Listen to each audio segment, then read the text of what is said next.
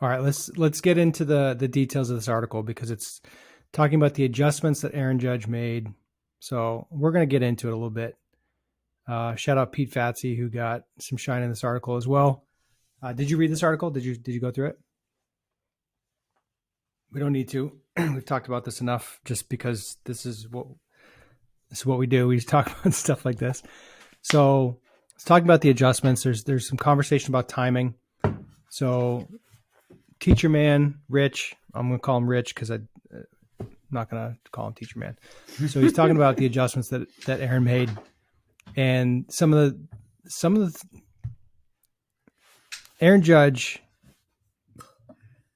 benefited from the teachings, the things that Rich talks about. Aaron, if you look at his swing in college, he crashed forward. He's way out front. A lot of the barrel angles are very, very similar. He needed to learn how to stay back. He needed to learn how to control his shift and not fall forward. Because if you fall forward like that, you can hit the ball to the moon. But off-speed stuff's going to eat you alive. You're in trouble from a timing standpoint.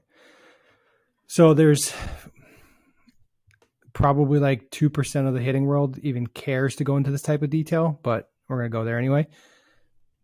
What I saw from Judge over the last few years, and this has been like perpetuated through TikTok and Instagram and Twitter and whatever, he just pinned his bat behind his head and turned left.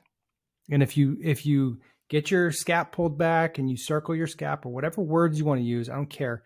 Everything comes down to bat orientation and leverage. Like how is the bat going to move about your body? How are you going to create leverage on the bat? And what's the resulting timing of that?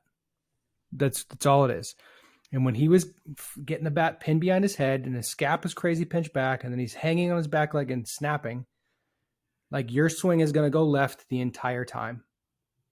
If you stay back a little bit too much, you're going to go left hard and you're going to swing straight up. So if you swing like that, you have to think oppo so hard to fight against the tendency, which is to go straight left. And if you lean back a little bit too much, you're going to swing and miss on everything, and you're not going to pop up and hit over the fence like Aaron's capable of doing. So now he's got his hands out away from his face. He's doing drills where he's standing on his back leg and getting a forward move and call this stretch. And I don't care about the wording because ultimately you're just getting into positions. He's created swing direction this year that he did not have because he's got his hands further away from like in front of his face. And that was the intro to the article was Ref Snyder and Pete were talking about the adjustments that he made. They also called Pete the assistant hitting coach, which is rude. Yep. That's not, they got to update their, refresh their Google. So Judge had so much trouble pulling the ball the last couple of years because if he did pull it, it was a topspin hook job that he couldn't leave to the pull side consistently unless he was completely cheating. Heater. And if you completely cheat, not on a heater, he couldn't hit heaters out to the pull side. No. Well, his bat was just going up and left. So you're going to create all this topspin. Now he's staying through balls to the opposite field and he's clearing balls out to the pull side because he's actually when your hands have somewhere to go back, when they have somewhere to go, you're going to be creating depth as the pitch is approaching and as your body's opening, you're creating depth. When you create depth, you're getting more inside the ball. Instead of coming from depth, instead of swinging. So if you're watching the video, instead of sticking the bat back as far as it goes first and then swinging, you're allowing the bat to get deeper as you're starting your swing. So you're creating depth later, which means your bat's going to be inside the ball later. Instead of swinging from depth, you're creating depth. And it changes the entire dynamic of the swing. It's a pretty big difference.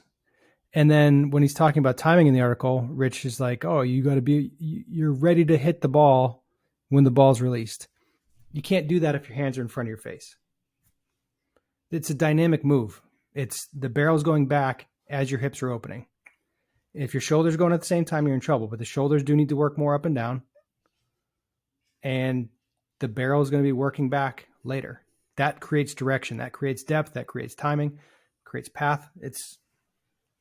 allows you to be more adjustable because instead of just swinging left the whole time and losing oppo immediately, if you're not catching the ball in the exact perfect spot, it's a very different swing.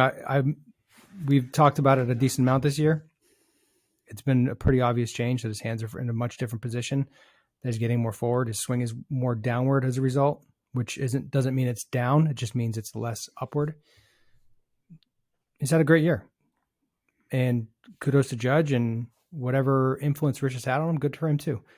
He's had an awesome year, but just don't tell me he's ready to hit when the ball is being released because his hands are in front of his face. Slower and earlier is good, but all the other stuff matters too.